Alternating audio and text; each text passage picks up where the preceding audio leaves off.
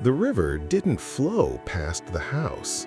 It seemed to stagnate against it, a heavy, silt-choked ribbon of the Mekong that brought with it the scent of drowned things and fermented cork tree flowers.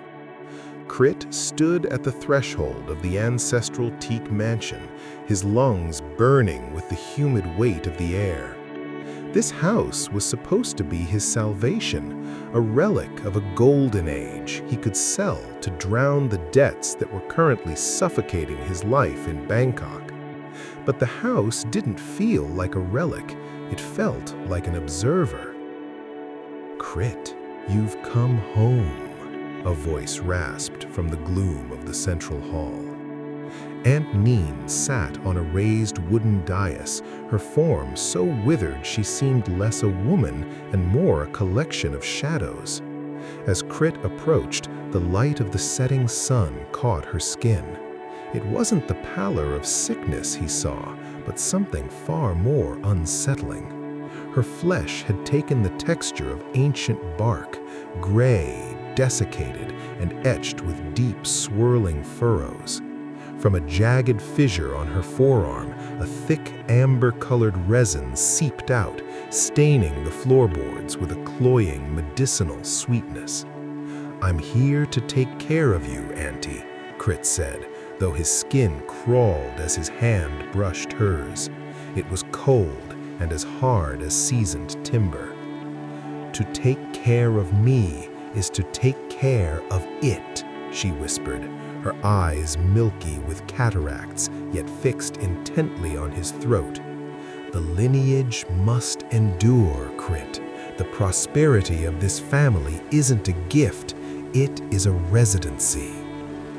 That night, the house began to speak, not in words, but in the groan of expanding wood and the rhythmic thrumming of the river against the stilts. Crit remembered her warning as he stood before the brass basin in the washroom. Never look at your reflection after the sun has vanished. Modernity whispered that it was superstition. Despair whispered that he had no choice. He looked. In the rippling water, the man staring back was not 32, he was ancient.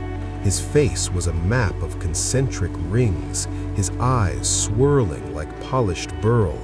And behind him, looming in the silver-black reflection, stood a silhouette that reached the ceiling, a spindly, root-bound entity whose many jointed fingers were already resting on Crit's shoulders.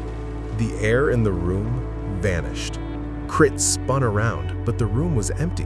Only the smell of rotting flowers remained. "Crit, come to the balcony." The voice was his aunt's, but she was asleep in the hall, her rattling breath audible through the thin partitions. The voice from the balcony was younger, more vibrant, the voice of a woman who wasn't being eaten alive. Haunting Rule 1. If she calls while she sleeps, do not answer. He clamped his hands over his ears, but the voice began to vibrate within his own skull. It promised him the deeds to the house. It promised him the erasure of his debts. It promised him a life where he would never want for anything again. The escalation was physical. The next morning, Crit found a long, shallow scratch on his chest where he had brushed against a splintered pillar, but he felt no pain. Instead, a piercing scream erupted from the hall. He ran to find Aunt Neen clutching her side. A deep, festering gash had opened in her side, exactly where Crit's scratch was.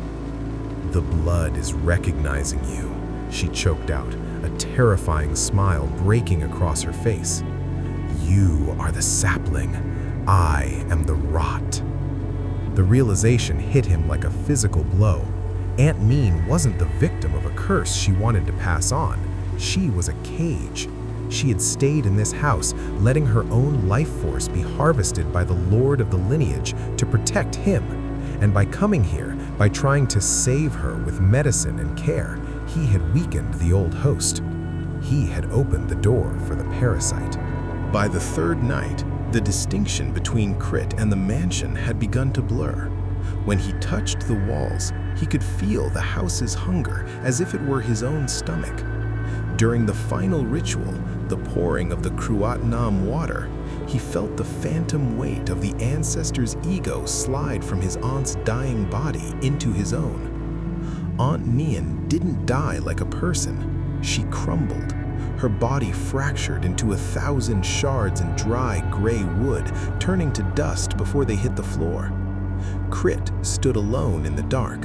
The debts were gone. His phone buzzed with news of a sudden windfall, a miraculous shift in fortune. He was rich. He was powerful. He walked to the mirror.